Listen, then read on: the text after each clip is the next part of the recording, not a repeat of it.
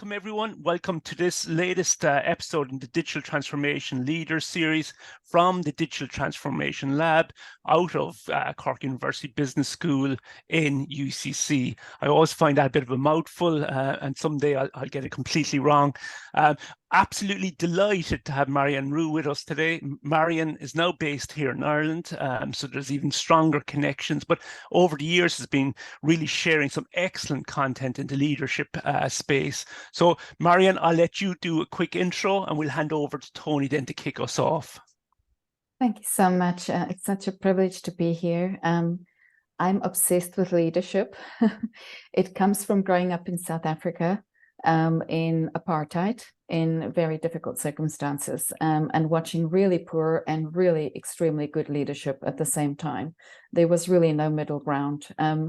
And just seeing what good leadership can do and what bad leadership could do has put me on a pathway. And I guess in the 30 years career that I've had across basically Australia, Ireland, and South Africa now, but also working globally. I'm very much in the Middle East, India. I really love developing countries that go global. It's something I really love, not just the usual suspects that run multinationals. I really have tried to build a portfolio career because I have a short attention span. I suppose there's some of you on this call that I would relate, and I like diversity. I've tried to get into academia simply from an evidence-based point of view. I really abhor things that are not evidence-based, and so I really wanted to do the PhD to make sure that whatever work I'm doing has got a really good evidence base. But I also wanted to be an executive. I wanted to sit in the role and feel the flames and be the responsible, accountable person. So 2 HR director roles, professor roles, but also most of my career spent in consulting. And that's also been really good. So I think when I bring over the 30 years to leadership is a combination of evidence-based work, as well as having sat in the executive and board roles, and also having been the consultant that has sat on the side outside of the system and worked on the system. So in the system and on the system. So I'd say, Poddy, that's probably in a nutshell where I come from, and where I try every day to just build a more sustainable, help people, not by myself, help others and with others, build a more sustainable world through leadership. I just believe it has an outsized impact on the outcomes we face in the world and in organizations. Lovely introduction. And just to make sure we give credit to the book, because I don't think either of us have mentioned it yet, and I'll just call out, and Tony's holding it up there, title is Leadership Fit for the Future of Work, and to give it its full subtitle, A Leader's Guide to Navigating Increasing Complexity, Maximize Engagement, Drive Agility, and Achieve both horizontal and vertical growth. And I really like the fact that you've tied it right back to your history as well and where you're from, Marianne, and that's maybe something we can talk about afterwards. Tony, over to you. Well, firstly, Marianne, the book is great. I read it over the weekend, so congratulations. A really good read. I recommend it to everyone. And look, I've had the pleasure of working a little bit with Marianne. Marianne came in and did some lectures on digital leadership in the Irish Management Institute. So the feedback was tremendous. So I know the quality of your work, Marianne. So the book is great, and congratulations. Now, look, let's get straight to the nub of this. You know, the future of work. Work is changing, and every day we're seeing headlines about, automation, jobs being lost, all that sort of stuff. But that's just kind of, in some respects, that's just kind of the noise. You've been looking at this in terms of, the future of work has been changing over the medium to long term. And I suppose, let's get your thoughts in terms of, yeah, but what is the future of work? Let's sort of put something on that in terms of what we mean by it. Yeah, I think the big bugbear I had about all the leadership work that's been done is that it hasn't been done in context. And the entire PhD for me was about making sure that leadership is in context. And the context we're in is the future of work context. Now, some people go, oh, it's the now of work. And some people go, oh, it's hybrid. And other goes, oh, no, it's industry 4.0. And others go, oh, no, it's skills-based talent strategies. And it's been completely hijacked. And I think that what we have to know is that the context will change again. But for me, it was really important to say to people that the future of work is complex and ever evolving, and leadership happens in that context. And we need to get our heads around that. So as you know, the first chapter is all about future of work. Because one of the things I've realized is that for me, the most important thing leaders do, and you'll see it's my first mindset and practice as well, is make sense of the external and internal environment and the changes, like Rita McGrath says, seeing around corners and not spending time micromanaging the experts or being the experts and having all the answers, but being out there scanning internally, externally, making sense for people of it. Now, I've looked at everything ever written on leadership, but also everything ever written on future of work. And of course, it started, if you really want to say, what is it? We've had several industrial revolutions, but we know in 2014, Industry 4.0 really hit its straps. 2014. Some people still don't know. Some people still don't know what future of work is or Industry 4.0. When I say it, they go, what's Industry 4.0? That just makes me want to pass out when I stand in front of a group of senior leaders and they don't know what Industry 4.0 means. I am just absolutely flabbergasted when I hear that. Because of course that is automation, robotics, AI, and generative AI is part of that. It's all just part of evolving technology and how that changes work. And it has significant outside seismic effects on work. Industry 5.0 hit in 2017. People don't know what that is either. And that is when people said, well, if machines do all of these things, what do humans do? And so then you see all this human leadership, be human. What are the human skills? What are the soft skills we need to go across? So I go to people, you better understand what Industry 4.0 and 5.0 means in your context, in your industry, in your firm, and have a point of view of that. And be very, very clear how that changes work. Yeah, in the first instance. We're big fans of sensemaking, myself and Paddy. I'm totally with you on context. Now, in the book, you talk about, there was leadership 1.0, then we had 2.0 and 3.0 kind of clustered, but now we're in leadership 4.0, which very much ties in. So maybe if you could share your thoughts on the leadership 4.0. Yeah. It's for me, the first thing I say in my book is leadership is complex. It's not simple. I don't like it when people simplify it into a set of competencies or personality traits. It freaks me out. Or when people put out this, every single book you read is about this hero leader with the set of traits and competencies, and we're all going to be like that. Leadership is in no way like that. Number one, because people are complex. No one can tell me that people are not complex, because talk about sense-making. People are sense-making beings. Organizations are not process systems and structures.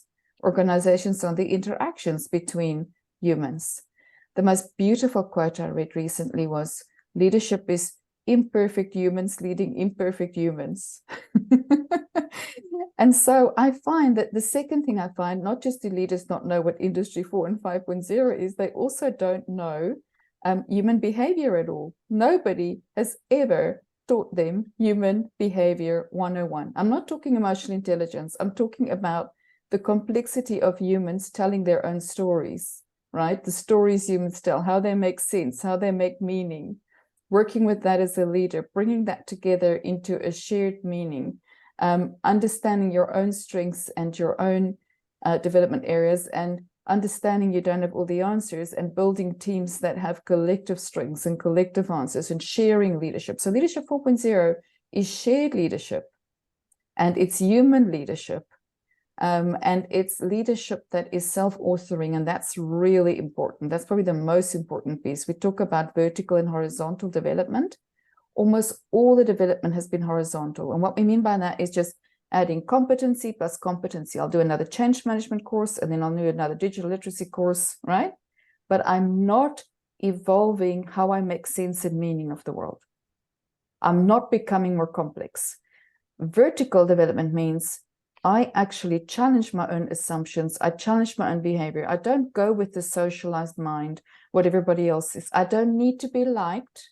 I've got moral maturity. I'm willing to stand in the fire for my purpose and values. And I'm self-authoring. And that is very hard, because 60% of all leaders are socialized. And Bob Keegan says, if we do not, in a complex future of world, become self-authoring, we are not going to be able to deal with the complexity. And you'll see in my book, you'll remember there's this graph where the role complexity is outstripping the ability of leaders to cope with it. We call that the complexity gap, and it's only increasing. And the type of development we're doing is not dealing with the complexity gap. It is simply adding more and more band-aids, 5 steps to happiness, vendors telling you that these wonderful tools, and I include things like Nero, there's a fad a month. And I'm not saying any of those things are wrong. It's just, my goodness, it's all, oh, we're going to make a lot of money selling this new fad to clients. And there's a group of us that's going, we are very over this. Leadership is a lifelong development process. It's complex, it's shared, it's human, it's self-authoring, it's uncomfortable. It requires a growth mindset, right? It requires difficulty, it requires mistakes, it requires saying, I don't know things. It requires being comfortable with ambiguity and complexity. And not a lot of people love going there. Mm. And it's really interesting, I think, that you sort of drew on Keegan's work, Marianne. The one thing I was wondering, though, I know you went as far as self-authoring, but for me, complexity probably requires self-transforming, that you're constantly even looking at the mindset you're bringing yourself and realizing I can bring different me's to each context. Any comments about that? I would love to take people to self-transforming. But what I do know is that people are so far off it right now that we have 1% to maybe 5% of leaders that are there. So the jump for them, Paddy, is so big right now, right? That gap is so big. And one thing that, you know, a lot of the adult development theorists will tell you is you've got to meet people where they're at, and you've got to move them. And if you think about each level of stages, what we call them, right? Ego, action, logics, and stages is a 3-year gap. Then if we ask people to become self-transforming, we're asking to make a 10-year leap, right?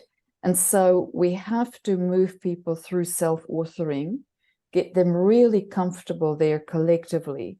We will have the self-transforming people. The self-transforming people, unfortunately, Paddy, we've seen this, get kicked out of business. They get branded as mavericks. They get branded as, I've just been in a situation where I had dinner this week with a client who's self-transforming, who's just been asked by her CEO to go because she makes him so uncomfortable, right, in her thinking.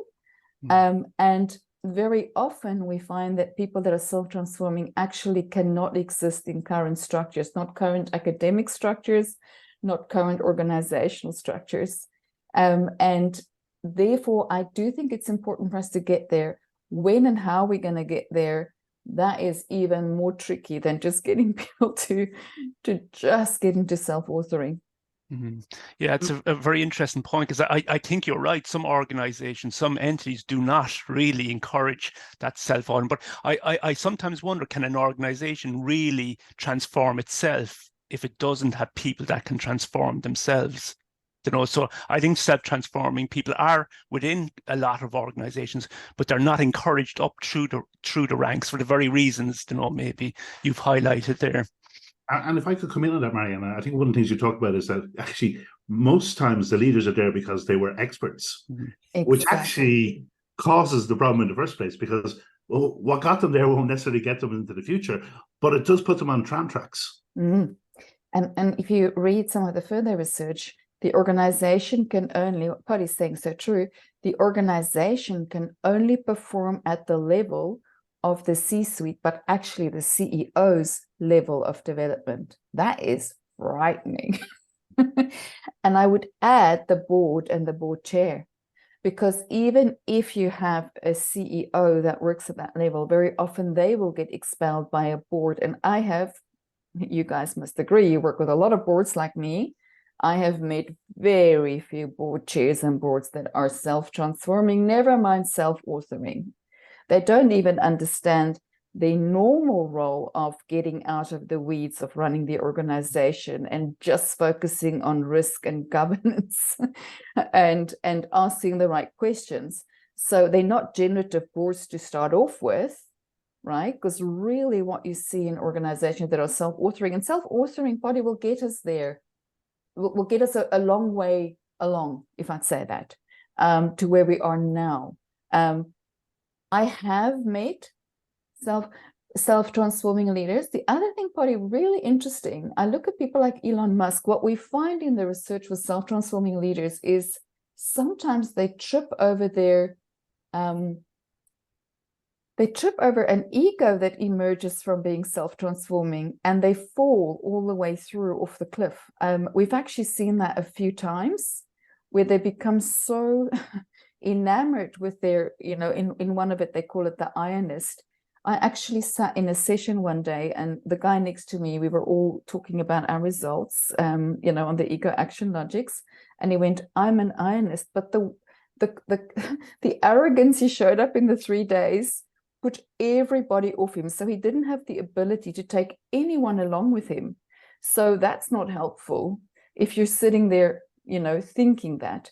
And Nelson Mandela, on the other hand, had such a beautiful style that, if you sat with him, he would often say, I don't know the answer to that, or he would ask you a beautiful question. It's just so incredibly rare. It's 1% of leaders. So for us to be able to find those leaders to even put into organizations, you see somebody, a lot of people will leave politics. They will leave. One of the other things I find interesting, Polly, just for a moment, is I often see presidents, especially of the United States, and I'm not talking about recent ones, that have completed their term, and then you only see, I look at Barack Obama, Tony Blair, then you only see them after they've gone through that mill, that you almost need that kind of horrible, hard experience to get to self-transforming. I then watch them go on and do very different, much wiser things than they did before. And Mandela always said, I never would have been the person I am if I didn't spend 27 years in prison. Mm-hmm.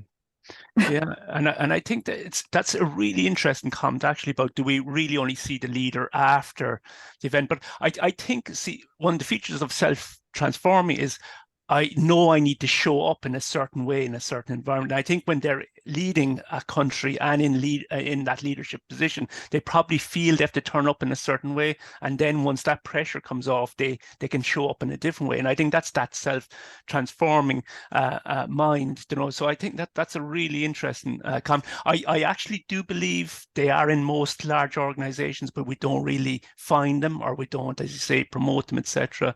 And I think that brings me to another point then. I know there's a lot sort of pushing back at the moment about, maybe leadership styles and traits and whatever else, and I know you've strong views on that, Marianne, because I also think it ties in with this self-transforming thing.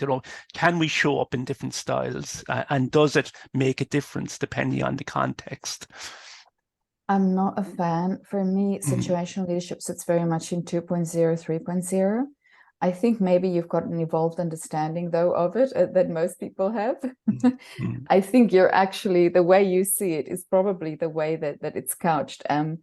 For me, and it's 100% my own view, for me, leadership is a set of mindsets and practices.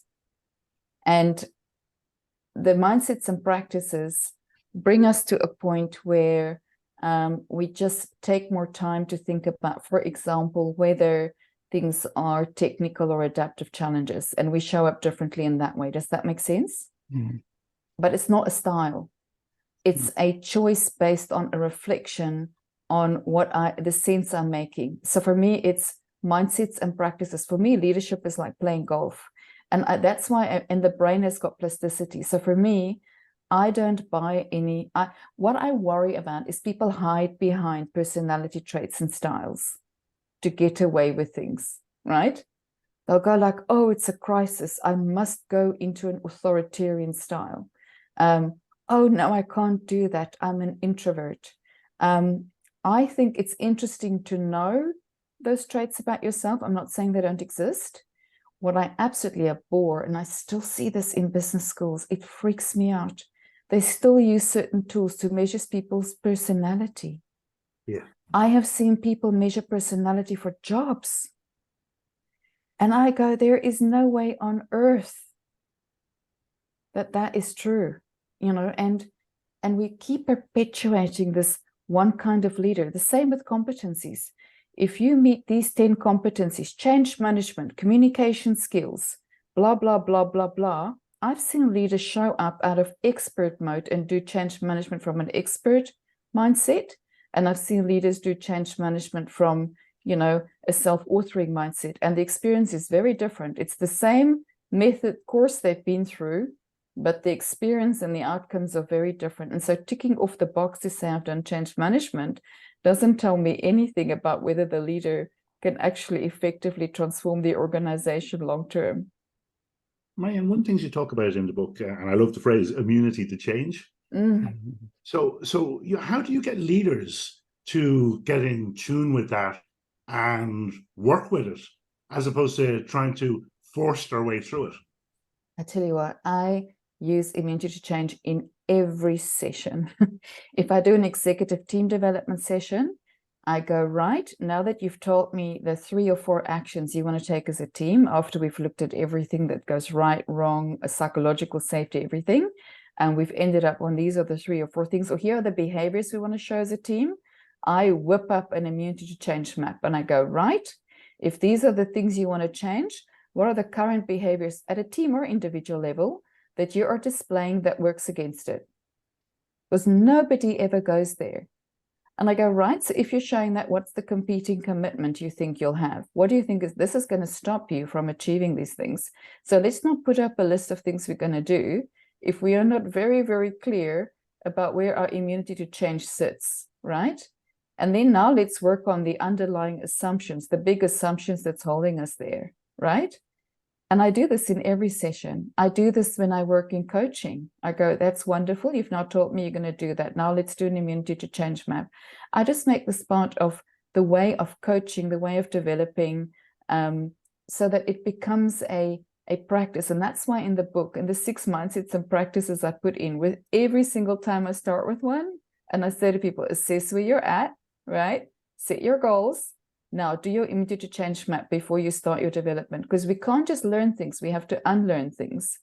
And if we don't know what it is, if we can't name it, we're not going to unlearn it. It's easy to say unlearn things. Lots of people write about it, but, you know, again, Keegan, fantastic. And by the way, immunity to change is actually vertical development. It's emotional vertical development, whereas you also get cognitive vertical development when we start to think about systems thinking, where we teach people complex, you know, I teach them mess mapping, ideation. We use human-centered design and biometric systems theory. So it's both cognitive and emotional. I do want to say one thing about adult development, Poddy. This, Keegan, is what I did not know before I started on this journey is that there's hard and soft ego action logics, and that's really important for people to know. I work with a wonderful man called Jonathan Reams, and he really got me across this.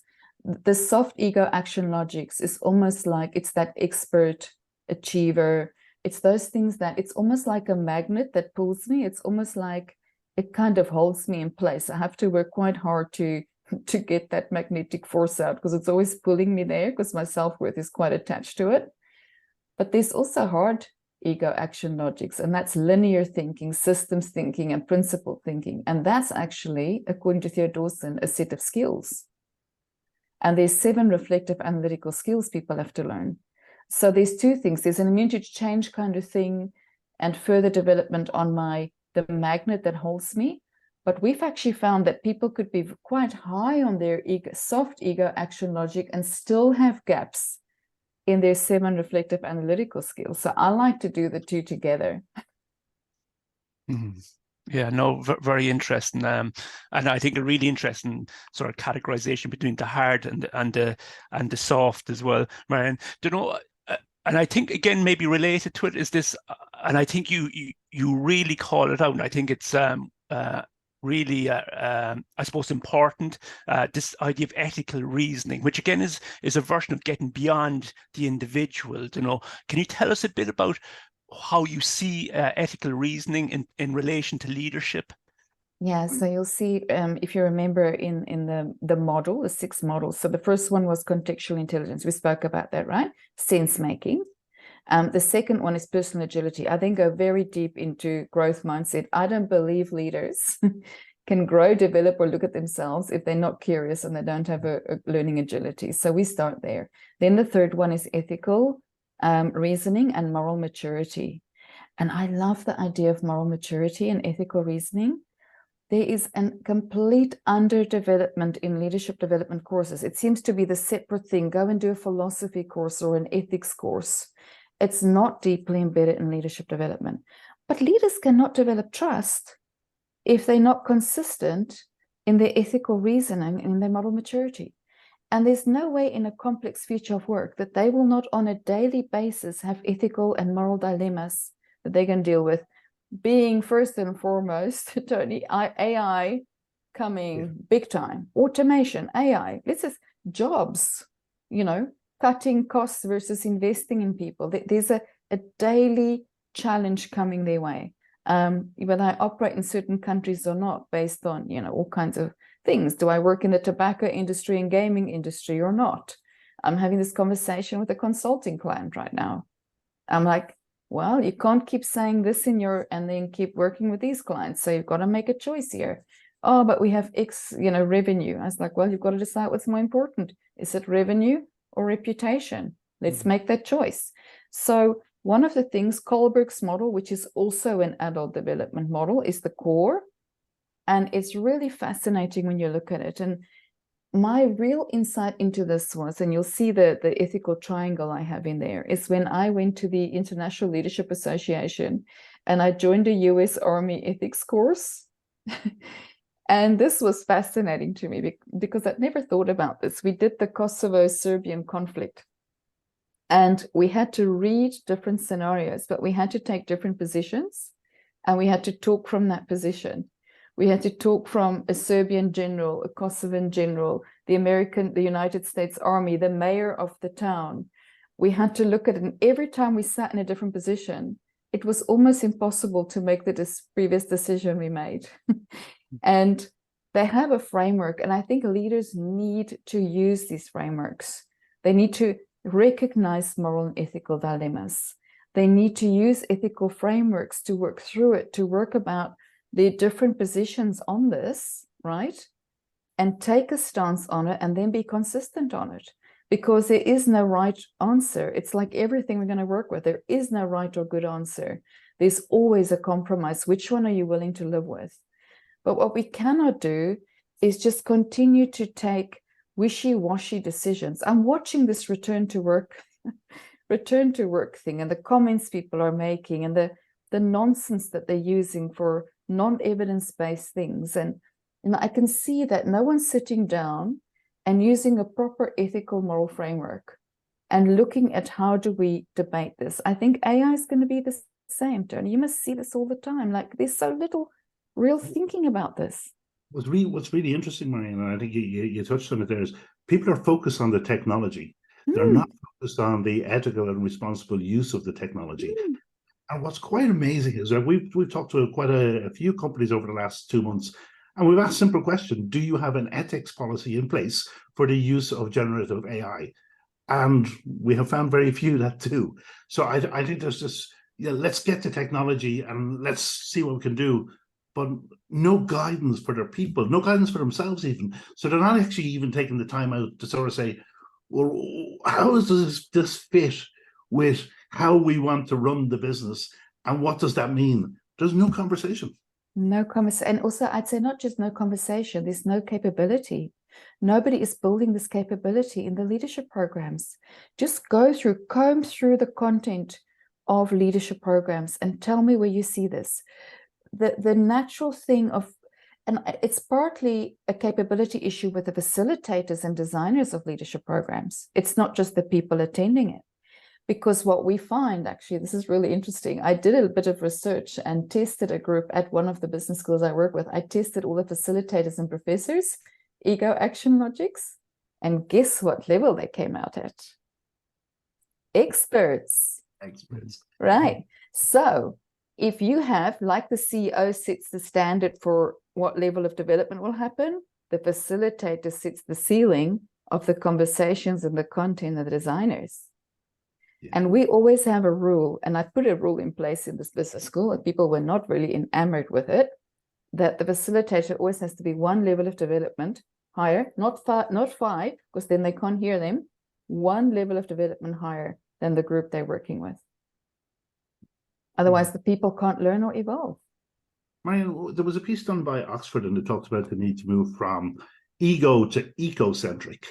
And one of the things you bring through in the book is this whole collaborative leadership, collaborative behaviours, and why that's going to be so important in terms of the future of work. Maybe you could elaborate a little bit on that for us.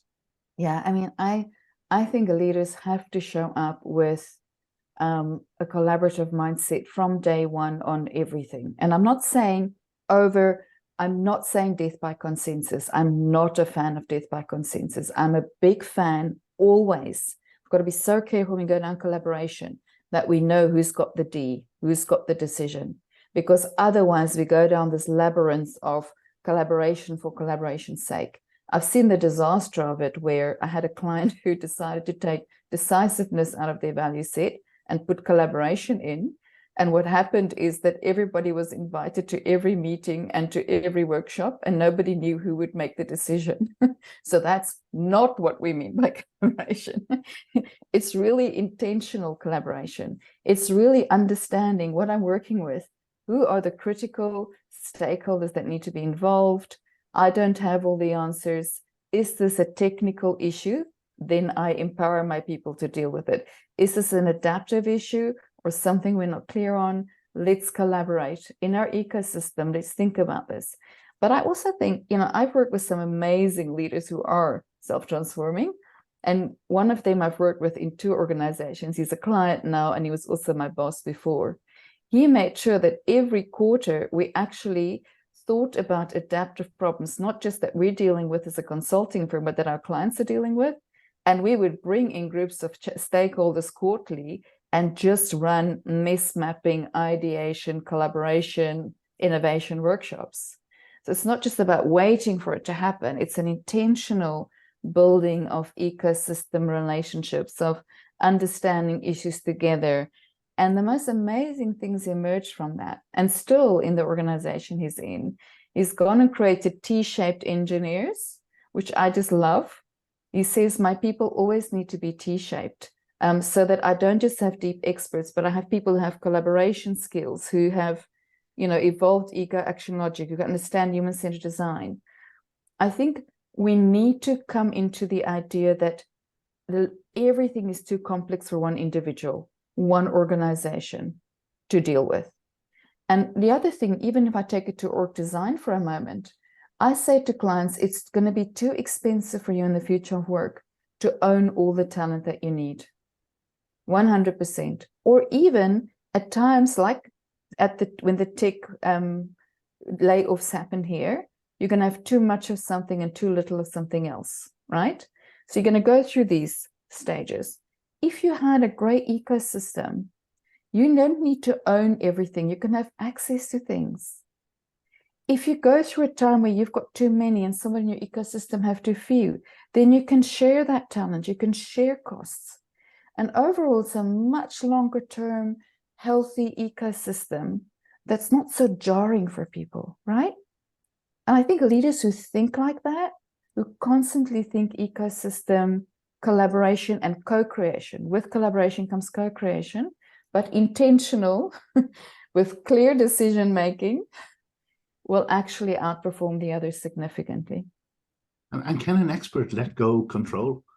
Or is that going to get in the way of this? It's really interesting. I think that because it's so strongly where my self-regard is situated, or my self-worth, it's so important to, like in this instance where this leader created design labs and just put everybody in it so they could experience it. You know what I mean? Like he didn't push them into it, but he trained everybody in it. Because I think that the big thing for experts, and the same thing for leaders, is, Marianne, if you say to me, I mustn't do that anymore, who am I? And what must I do? I don't know what else I need to do. If you show them what else they can do, If you give them the skills to do those other things, they'll feel a lot more comfortable. So I find now people are craving it in that organization. They go, oh, can we have a design lab on that? So you'll sit in a meeting with the experts and they'll go, right, that needs a design lab. Right? So it's become a way of doing things.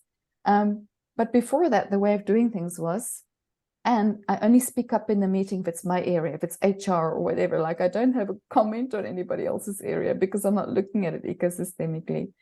I think people can learn. I do think in some cases, it's very hard where we actually find people, it's the two levels below that struggle more than the experts. It's the diplomats who don't want any conflict and the ones who want to play politics, and the ones that are really behaving like teenagers and very political and narcissistic. The narcissists are not great at changing, and there's quite a few of them in organizations because people don't want to tackle these people's behavior. They keep moving up through the ranks. And so there's a lot of bad behavior that need to be addressed for us to evolve these systems. So I always say, teach bad leadership. Don't just teach good leadership. Teach what bad leadership looks like too. Yeah, I don't know if you saw it. Was in the last few weeks there was a bit of analysis done. I'm not sure how rigorous or anything, but it's still interesting. I think it sort of reflects maybe what we expect, that the average executive leader in the FTSE 100 is a 55-year-old Cambridge educated white male, right. Probably an economist, or a financial guy, and it amazes me that the disruptors that are kicking the behinds of these guys and these companies are the complete opposite. They don't go to MBAs. Some of them don't even go to third level education. Disruption comes from outside the competitive set. Yet sometimes I wonder, is the guidance we're given from within the competitive set? We're going to be disrupted from outside, and actually, do we need to bring people in that can think really differently to how we think within our companies? And is that part of the need for refreshing that ecosystem? Definitely. And you know what? It starts at a board level because, I know people don't like to talk about boys' clubs, but I tell you what, I have worked in sport as the second woman and the only immigrant in an organization. It is dire. It is dire. Within the first month I was there, I was brought in from the outside, right? As a disruptor. I was brought in by people who were worried about this organization and about the team's performance, a male elite team. And they brought me in. And within the first month, the CEO told me, I'm too confident. I talk too much. When I tried to bring in some policies, the chair said to me, a maternity policy that would have put us at the absolute cutting edge of women's sport. You want women to fall pregnant? I was trying to explain to somebody, my husband burst into tears after watching Barbie with me and something else the other night. He said, I didn't realize how bad this is. I keep trying to understand your world, but, I just don't get it because, people say for every one woman, for example, that is promoted, I don't know if you saw that research from McKinsey, into executive level 2 leave. That's the other piece. Mm-hmm. So, and people go, why is that? I'm like, because it is 5 times harder as an whether you're a woman, whether you're a person of color, whether you're a person that didn't go to Cambridge, right? To come in there. I was interviewing another friend of mine the other day who very, very successful Indian British guy, grew up in a very, very lower middle class, probably kind of family, but very hardworking.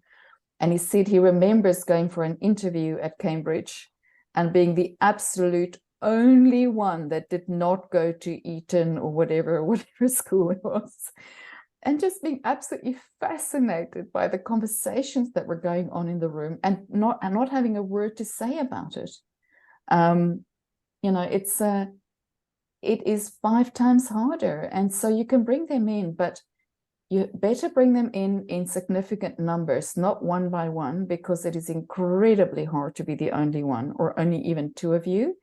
And I also think you better change the board at the same time, because they bump up against the board like I did with a chair. I didn't just have a CEO problem, I had a chair problem, right? And so it was really incredibly hard. I was exhausted after that role. It took me, Jacinda Ardern said to people she's burnt out. But what actually happened is that she was getting 70% more vitriol and online messages than any of her colleagues, and her family was being threatened, and even sexual comments. So it's not that easy to be the outsider. It is really, really hard. If there's not enough safety for them to be able to come in and do the work, they will continue to leave and start their own businesses, which is exactly what's happening. They will not stay in the corporate system. I wonder as well, Marianne, and this is wondering, I don't know the answer, is a lot of our research, academic research, actually based on a history of a white, male-dominated set of organizations, set of data, and actually, do we need to revisit that? Are we just replicating these issues that are already embedded, including within academic research? 100%. And even worse, the leadership research comes out of the US Army. Mm. It's not just male, it's also military. Mm-hmm. Right? And, I have had, I don't know whether I call it a pleasure or displeasure, of being at the Academy of Management and, the industrial psychology conferences. And Paddy, I leave halfway through a lot of the presentations because as somebody who's worked her whole life and been an academic on the side, I sit there and I go, wow, that is so not what's going on in organizations. And wow, that is so incredibly not useful. I have a mentor, Professor Theo Veldsman in South Africa. He and I went to a conference together and kind of halfway through ended up sitting having a coffee in a coffee shop somewhere because we both are consultants, practitioners and executives, right? And academia. So we have this blend. And he said to me, is it just me, or are people researching the little toe of the back leg of the grasshopper in the same conditions over and over again? And you and I are worried about the ecosystemic change of nature and how that affects everything. Mm-hmm. It's also the way research is done, right? When I did my PhD on leadership for future work, 90% of people tried to discourage me from taking a systemic topic and wanted me to do this influences that and take some research just that little bit further. And I ended up having to find Jonathan Reams, who I know really well, and another professor that I know really well, that were willing to take me on to do this research and to believe in me. Isn't part of the issue, though, Marianne? I mean, you're right in terms of, a lot of leadership was based on army control, right? And you're talking about a world where actually, it's about ecosystems, it's orchestration, it's collaboration. And to Bodhi's point, most boards and executives were born pre the internet, born pre the smartphone. So there's a total disconnect in terms of the world. And then the latest one that, people are trying to get their arms around is, well, what is the role of the machine and what is the role of the humans, and how do they work together? Or how do you optimize that? What are your thoughts on that? Oh, I love the machine-human conversation. You know what? I think machines are taking their jobs back so that humans can actually go and use what they were intended to be, which is smart, intelligent people that solve complex problems using their whole brain, or at least much more of their brain, relationship-based humans that are supposed to be in relationship with each other, right? Instead of doing low value added data entry call center type of work, right? For me, it makes no sense when the earth is at a tipping point, when we are struggling with global populations and food and war and issues like that, that we have people sitting in rooms doing low value added work. I want to see humans do high value added work that's creative and innovative and solve really complex problems. I keep saying to people, I was working with a group of graduates the other day in construction. And, the quantity surveyor said to me, oh, AI can do almost all our jobs. I said, absolutely, it can. I can totally see how quantity surveying would be absolutely fantastic for AI to get into very accurately. I said, but wouldn't it be wonderful if you guys can then go, and girls can then go and work on really tackling environmental challenges in a very different way, using the data from the AI, from the analytics, and let's go after solving some. And they just looked at me because, you know what? Nobody at university taught them anything. Where are they going to learn how to do this? So it'll only work if we are willing to reskill and upskill people at the same time.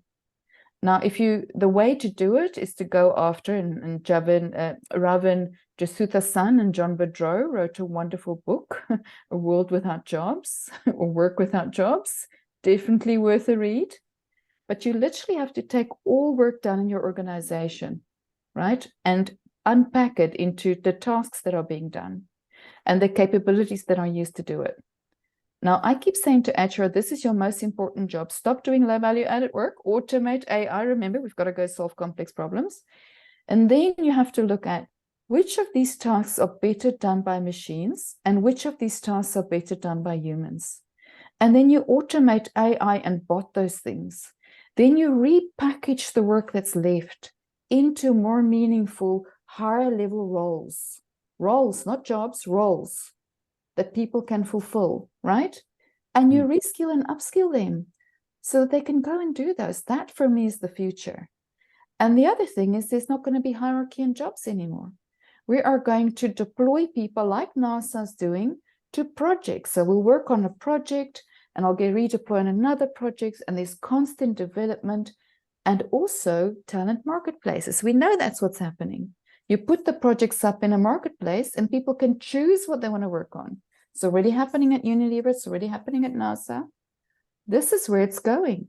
Now, do you do this on spreadsheets? I keep saying to HR, you cannot do this on a spreadsheet. You need to do this using technology, and you need to do proper resource planning. So there's a very big shift, HR being one of the biggest shifts, which is why I also do that work of transforming HR, because we need them to do that so that we can create the space. I think if you look at a leader's job, how much low value stuff do they do? How many meetings are they in that add no value? How many emails are they focused on? I talk about deep work and shallow work, right? And most of them are working on really big issues late at night after dinner because they've been in meetings and emails all day when they actually have to solve complex problems. So I think the machine is timely. But if we don't invest in reskilling and upskilling and doing this work I've just described, a lot of people are going to lose their jobs, and then we're all going to recruit from the outside. Those skills are not going to be available, so they're going to become extremely expensive and difficult to find. And we're going to have these enormous skills gaps in our organizations. I'd love to have faith in large organizations, Marianne, and to believe that, as we let's say convert work to be done by AI, that we're going to then retrain those staff to do higher value, more meaningful work, etc. I don't think it's going to necessarily work out that way. I think very often the investment in AI has been justified in terms of reduction of headcount, which I think is very, very sad. I heard, was it Max Termark, an MIT researcher saying very, very recently, and it was more in the style of a question, how many horses are left in Chicago? And his point was, if you go back 100+ years, that horses were gold dust. Horses kept the whole city running. Now look, there's none there. So I think his point was, if we become less relevant as humans to AI, then we're the equivalent maybe of the horse. We'll have to just go away and find something elsewhere. Yeah, and I think what will happen then is the really smart people will go and set up new organizations that solve those complex problems, right? Outside of, it's back to Charles Handy, isn't it? Years ago, I read Charles Handy, The Elephant and the Flea. I don't know if you've ever read it. And he said there will be far less elephants in the world. And I also believe that. I believe a lot of organizations are going to consolidate. A lot of industries are going to consolidate into bigger elephants. But there'll be thousands and millions of fleas that are working with these elephants. And already now in the UK, I think 50% of all people are employed in one and two people businesses. This will happen too. My question then is, do people have the agency and the self-authoring to start those businesses? Because we also know what happens to entrepreneurs. Are we then teaching entrepreneurial skills? at school. I've just gone to my daughter's school with friends of mine that run two things. They run the Nelson Mandela Leadership Program. I'll tell you about that in a moment. And they run entrepreneurial accelerators for kids 16 to 19 and young people 19 to 24. And they went, oh my goodness, we need this. So for me, every single school should be, because what are we training people for? If we don't know 65% of the jobs that are going to exist, we still have these fixed curriculums, right? That kids are coming out. They're so not ready. The university courses are not getting people ready. We should be teaching a lot more personal agility skills, cognitive complexity, problem solving, and entrepreneurship. But we're not doing it, right? Just coming back to Nelson Mandela, this group, it's South African, obviously. Nelson Mandela asked them to develop a course where he is shown as human, full of faults and all the mistakes he made. He didn't like the idea of being an icon. And that's exactly the problem we have with leadership. They show us this, ooh, look at this leader over here and what they've done. They don't show the journey of all the mistakes, all the wrong turns. And so he wanted them to develop a course, to do that. It's called The Champion Within. But the first part of it talks about, and he gave them access to all his readings, speak to him, all the things he did wrong, all the mistakes he made, to be infinitely human. We have to get to a level where we're human, where we are building future fit skills and not asking people to go down very narrow. We need some technical skills and that need to be reskilled and upskilled, but there's a whole different way that we need to prepare people for it. I do believe the organizations who are going to do it are going to win. If I take Novartis, for example, where they're driving curiosity, Microsoft through the whole organization and growth mindset, they spend 100 hours per employee every year reskilling, upskilling. So I do believe those organizations will outperform the others. But isn't there a real challenge though, Marianne, in terms of, we take these young people in, they're digital natives, maybe they've learned collaborative skills through Roblox, all that sort of stuff. And the first thing we do is we impose all the rules on them and kill all the creativity and collaboration and everything else. So we probably need to rethink our definition of what it means to be an organization. Absolutely. And one of the first things I put in my clients, which I love to do, is a shadow board of young people, because I'm a huge fan of a shadow board or a shadow exec. They can decide that meets with the exec or the board, actually, both on a quarterly basis. But I totally agree with you. I think that young people are saying to me, how long do you think I should stay in the system? Because I usually work with very senior, I have a really strange life because I work with very senior leaders, most of my work. And then I spend quite a bit of time with graduates and people who are just going into that job market, explaining this to them and explain to them they're going to have a 60-year career, because I want to make sure I'm investing some of my time there. So I collaborate with Monash University, for example, and we run that for master's and PhD students, and explain to them how to navigate their career, reskill, upskill themselves, manage this whole thing, so that they don't go into attorney expecting these things. And of course, their parents are telling them that's what they should expect, because the parents cannot help these kids, because this world is not the one their parents lived in, right? Yeah. And look, I'm conscious of time. I didn't realize actually how quickly time had gone. And I really like the fact we'd nearly come back to where you started, the reference to Mandela, etc. And I think there's a lot we can learn from even Indigenous leadership and the way communities led them within themselves and from within previously. Tony, I just want to hand it back to you before we finish up. I'm sure there's maybe one or two comments or points you want to make before we do finish. No, look, I think Marianne really enjoyed the conversation. Loved the book. Everyone should read the book. It's a really interesting area because we're all maybe not explicitly thinking about it, but it's in the back of everyone's mind. What is this future? And we do need to make sense of it, as you say. Get our arms around it.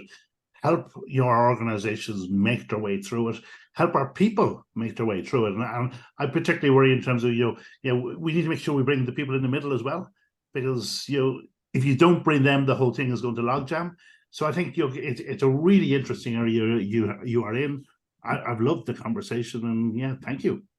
It's a big pleasure.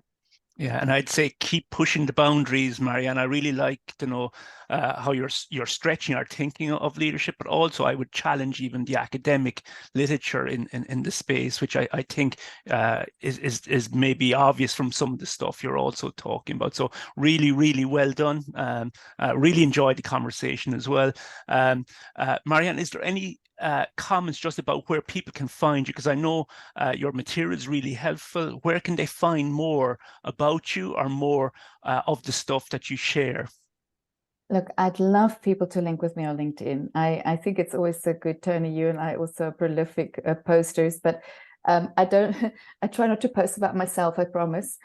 What I try and do is understand the issues my clients and people are facing that I'm hearing and really find helpful things for you. So hopefully you can continue to learn by just following me on LinkedIn. So it's Marianne Erasmus Roux. So you can follow me on that. And I have a website, www.marianneroux.com. And in there you can find videos, you can find blogs, you can find everything. I love to link with people. I love to learn. The more I learn, the less I know. So I'm always learning from other people. So, I'd absolutely love to connect with people. Ask me questions. I will engage if you send me a question. And thank you so much for the opportunity. The only thing I'd say to people is please know that you can thrive in the future of work. You don't just have to survive. Mm-hmm. I feel a lot of people are just trying to survive. There are many, many ways of getting your arms around this and with mindsets and practices that really can help you. So please believe that in the first instance. Thank you. And we've never needed diversity as much as we do now either, Marianne, including cognitive diversity. Sorry, Tony. I was just saying, well, look, on that note, Marianne, thank you so much. On behalf of myself and Polly, we really, really, really appreciate you being here. And we want to thank the Digital Transformation Lab, and we want to also thank Cork University Business School for its ongoing support. So look, fantastic discussion, and we will talk again soon. Thank you. Thanks, Marianne.